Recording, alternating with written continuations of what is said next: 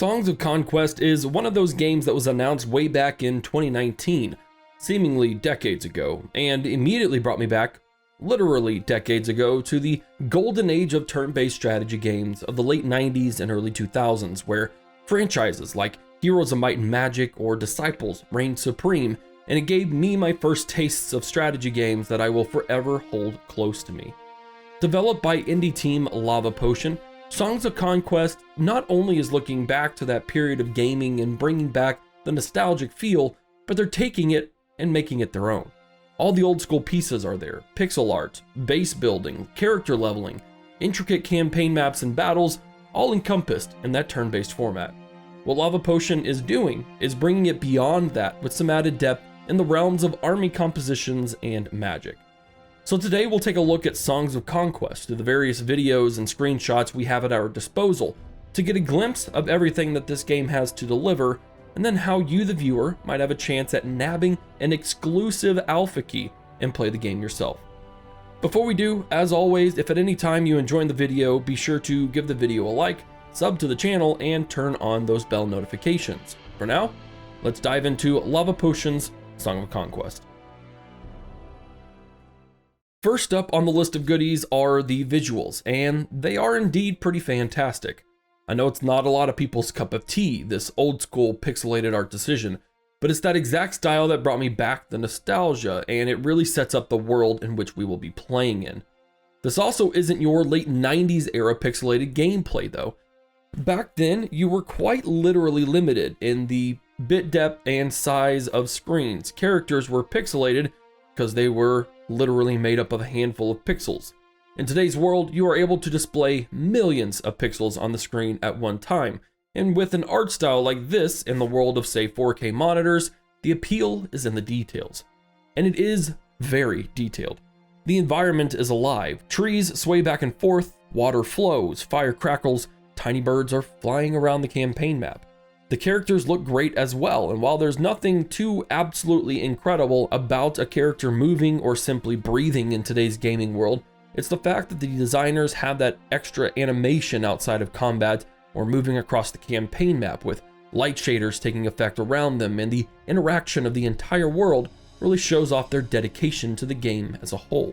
That dedication and stunning visuals moves onto the user interface as well.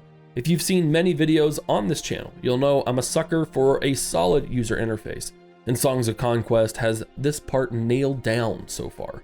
The UI doesn't follow the pixel art, which I was surprised to notice at first. Its design is much cleaner, more in line with modern fantasy aesthetics, yet still thematically tied to the game in a well-executed manner, at least from what we've seen so far.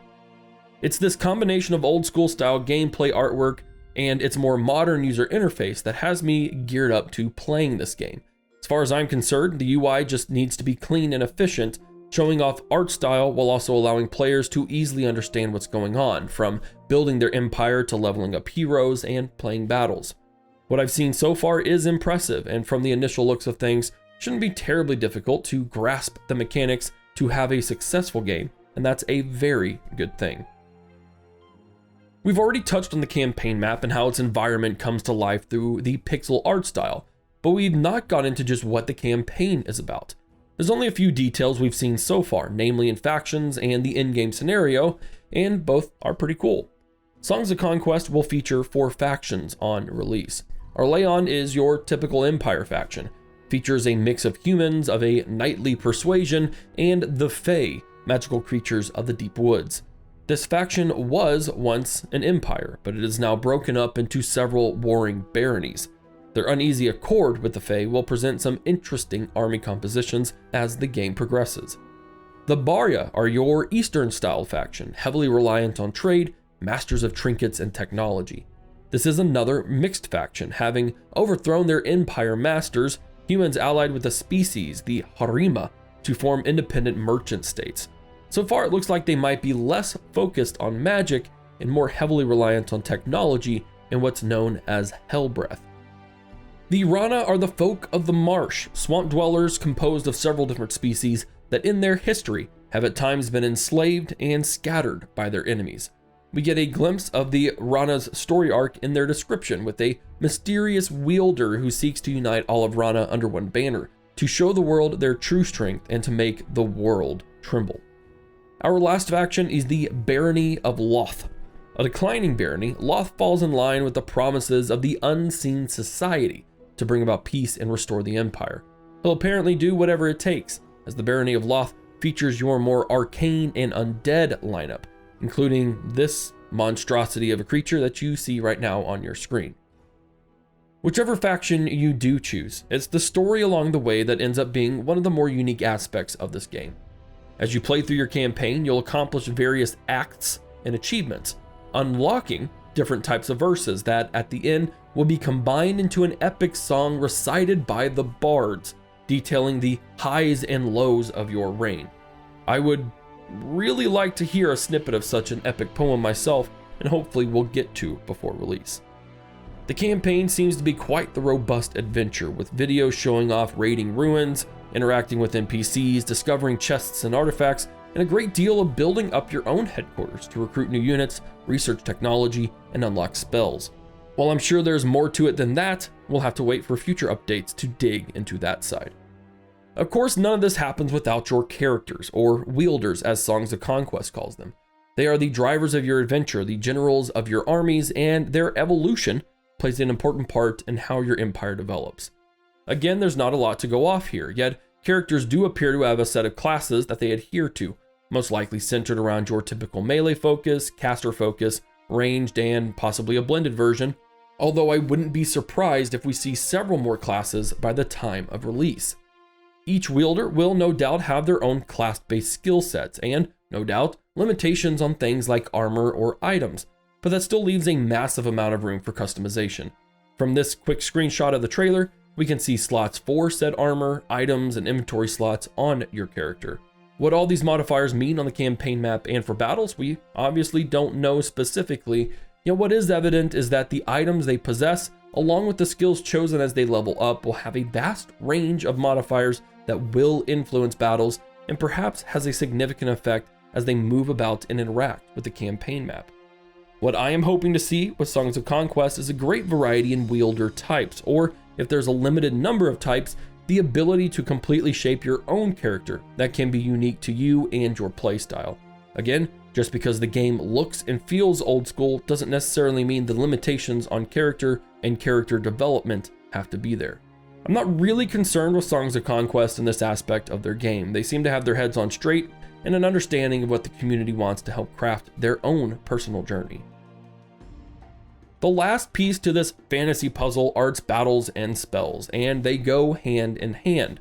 Your armies are led by your wielders, and all wielders start with a small number of troop slots, typically around 3 depending on their class.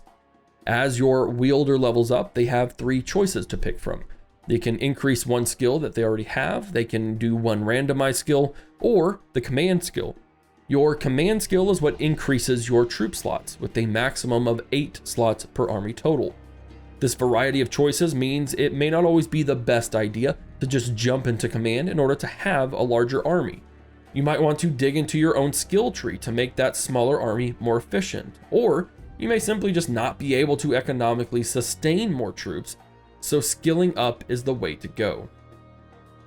Regardless of how many troops you can have in your army, your troop types will have a very big impact on your battles in several ways, and the biggest is regarding magic and spells. While still a work in progress, every troop has essence, similar to mana, which will be the biggest contributor to fuel your spell casting. Different troops have different levels of essence, so while some may be a bit weaker from an overall stats perspective, their essence generation allows you to cast more magic during a battle, and when combined with other factors like artifacts, skills, buildings, and research, it can result in some pretty intensive and awesome spells as we saw in the trailer.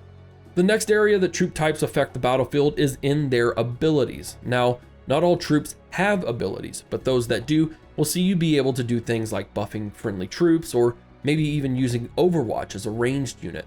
Knowing when and where to use these special abilities will of course give you a leg up, while also ensuring that combat stays at a nice solid pace. Onto the actual battles themselves. Your battles are fought on a hex grid type map. Before the battle begins, you'll be able to drag and drop your troops into a number of predetermined spawn points, your side of the map. Placement is key here, as terrain does factor into combat. Higher ground gives that troop better attack, both in ranged and melee, while also providing defensive buffs. Terrain features like water or cliffs will allow choke points to naturally occur, and placing a very tanky unit at that choke point may provide you with the advantage needed to take on several units that would otherwise dominate you on an open field. With your troops in place, attack order is then determined by their initiative, wherein you can automatically fight the battle or do it the right way by manually fighting it yourself. The initiative order makes me wonder if each new round will we get a new turn order. Can initiative drop during their battles, like for instance if a unit takes on more damage, if you use essence, or things of that nature. That kind of chaos in terms of turn order is something I really dig for these types of games, so I certainly hope that's the case, as it will add just another simple but strategic layer to battles that I think I'll rather enjoy. Now that you've seen a small measure of what the game entails, here's a chance for you to actually get a chance to play the game, and it's very simple. In the video description is an invite to the Songs of Conquest Discord server, where all you need to do is post in the Alpha Key contest channel what you think of Songs of Conquest thus far, or what you are most excited to dive into with the game. The winner will be chosen after a time, and they will be contacted directly by Songs of Conquest via Discord and given an alpha key to the game. An important note regarding this early access: in order to receive it, you will be required to sign a non-disclosure agreement, wherein you will not be able to take screenshots, video, or chat with anyone outside of the Songs of Conquest team about the game. This is a great opportunity to both play the game and even be influential in its development, so please don't squander it willingly.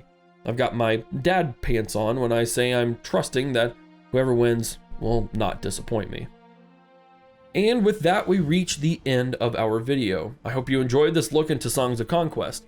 It's a game I'm very eagerly looking forward to playing, and I'm hoping to bring more coverage to you once the time is right. Thank you so much for watching. Be sure to check out my channel for more content.